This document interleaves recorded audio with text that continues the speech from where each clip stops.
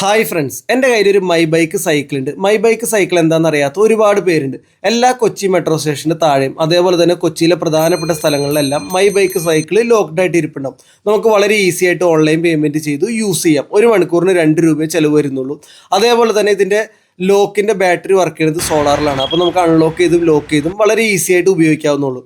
ബ്ലോക്കിൻ്റെ ടെൻഷനില്ല, മെയിൻ്റനൻസിൻ്റെ ടെൻഷനില്ല, അതേപോലെ തന്നെ നമുക്ക് പാർക്ക് ചെയ്യേണ്ട ടെൻഷനും ഇല്ല.